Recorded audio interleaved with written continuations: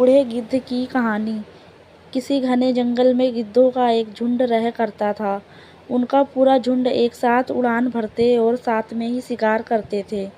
एक बार वो सभी उड़ते उड़ते किसी टापू पर पहुंच गए। वहां बहुत सी मछली और मेंढक रहते थे। उन्हें वह टापू बहुत अच्छा लगा।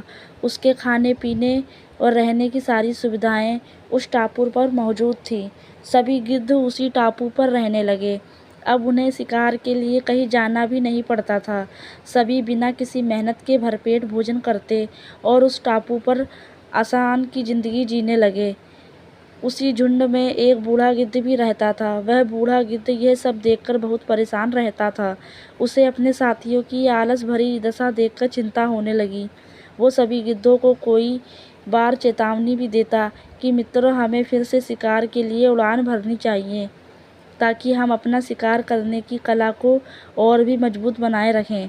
अगर ऐसे ही आलस करेंगे तो एक दिन हम शिकार करना तक भूल जाएंगे। इसलिए हमें जल्द ही अपने पुराने जंगल में वापस जाना चाहिए। उस बूढ़े गिद्ध की सलाह सुनकर सभी गिद्ध हंसने लगे। वह उसका मजाक बनाने लगे। उन्होंने कहा कि बूढ़ा होने की वजह से इनका दिमाग खराब हो गया है, इसलिए यह हमें आरामदायक जीवन छोड़कर जाने की सलाह दे रहे हैं।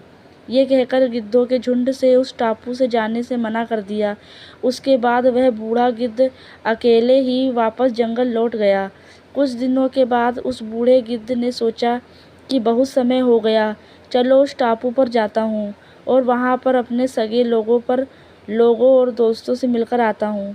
वह बूढ़ा गिद्ध जैसे ही उस टापू पर पहुँचा, वहाँ की हालत देखकर वह हैरान रह गया। वहाँ का दृश्य बहुत भयावह था।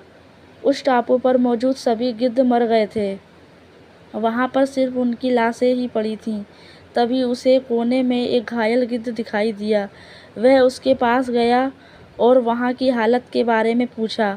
उसने बताया कि कुछ दिन पहले इस टापू पर चीतों का एक झुंड आया था, जिन्होंने उन पर हमला कर दिया और सबको मार दिया।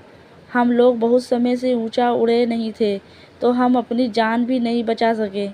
हमारे पंजों में उनसे मुकाबला करने की क्षमता भी कम हो गई थी।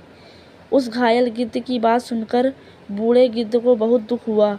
उसके मरने के बाद गिद्ध वापस से अपने जंगल में वापस चला आया। कहानी से सीख हमें यह मिलती है, हमें हर हाल में अपनी शक्ति और अधिकारों की रक्षा करनी चाहिए। अगर आलस की वजह से अपना कर्तव्य करना छोड़ देंगे तो भविष्य में ये हमारे लिए घातक हो सकता है।